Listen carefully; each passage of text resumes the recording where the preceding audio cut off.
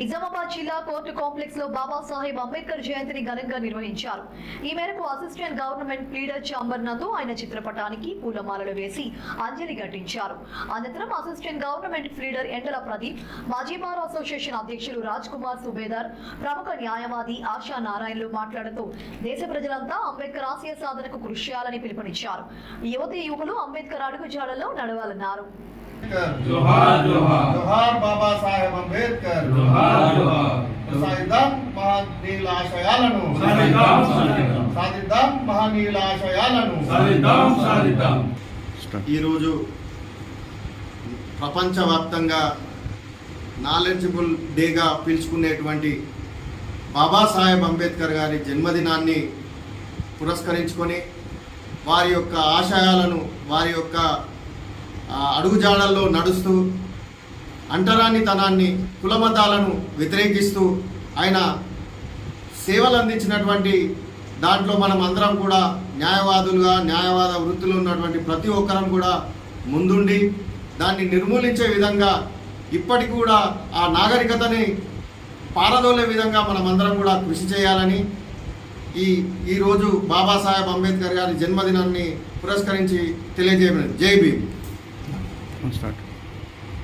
ఈరోజు బాబాసాహెబ్ అంబేద్కర్ యొక్క జయంతి జరుపుకోవడం చాలా ఆనందంగా ఉంది. అలాగే మన ప్రేక్షకులకు అందరికి కూడా శుభాకాంక్షలు. అయితే బాబాసాహెబ్ గారు ఏదైతే రాజ్యాంగాన్ని, కాన్స్టిట్యూషన్ ఏదైతే డ్రాఫ్ట్ కమిటీగా చైర్మన్ ఉంటూ వారు ఏదైతే డ్రాఫ్ట్ చేశారో అందరూ కూడా సమానంగా ఉండాలి, ప్రతి ఒక్కరికి కూడా సమాన హక్కులు ఉండాలి అనే విషయంలో ఏదైతే వారు చెప్పారో అది అందరికి కూడా వచ్చే యువతరం కానివ్వండి, ప్రతి ఒక్కరు కూడా దాన్ని పాటించాలి. భారతదేశం యొక్క ప్రగతి కొరకే ఆ యొక్క కాన్స్టిట్యూషన్ను వారు ముందుకొచ్చి దాంట్లో అంశాలు పెట్టడం జరిగింది. అయితే ప్రతి ఒక్కరు కూడా ఆ విషయాన్ని గమనిస్తూ, వచ్చే యువతరం ఆ విషయాన్ని గమనిస్తూ భారతదేశం యొక్క ప్రగతిలో ఆ కాన్స్టిట్యూషన్ యొక్క చెప్పిన అంశాలను ప్రతి ఒక్కరు పాటిస్తూ ముందుకు నడవాలని నేను కోరుతున్నాను. భారతరత్న బాబాసాహెబ్ అంబేద్కర్ జయంతిని నిజామాబాద్ జిల్లా కోర్టు ప్రాంగణంలోని అసిస్టెంట్ గవర్నమెంట్ ప్లీడర్ గారి ఆఫీస్లో జరుపుకోవడము ఇదే ప్రథమము నాకు తెలిసి.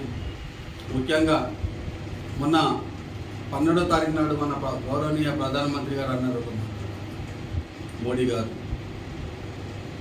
భారత రాజ్యాంగమే ఈ దేశానికి గీత, ఖురాన్, బైబిల్.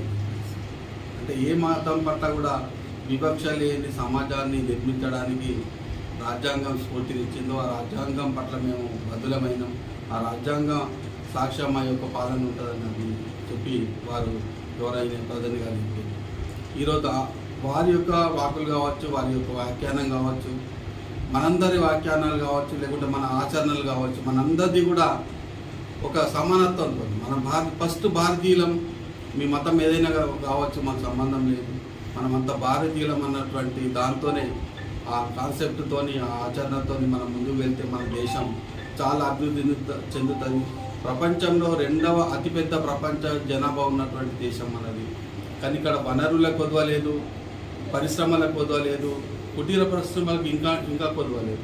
కాకపోతే వస్తున్న సమస్య ఏంటి దేశంలో అంటే ఇవన్నీ కూడా ఒక దగ్గర సమన్వయం చేస్తూ ఈ దేశ అభివృద్ధిలో వీళ్ళందరినీ మమేకం చేస్తూ, ఇంకా భాగస్వామ్యం చేస్తూ ఎట్లా దేశం ముందు ప్రగతి పథాన వెళ్ళాలన్నటువంటి ఆలోచన ఈరోజు పాలకులకు ఉంది. అలాగే పాలితులుగా మరి మనం ఏం చేస్తున్నాం?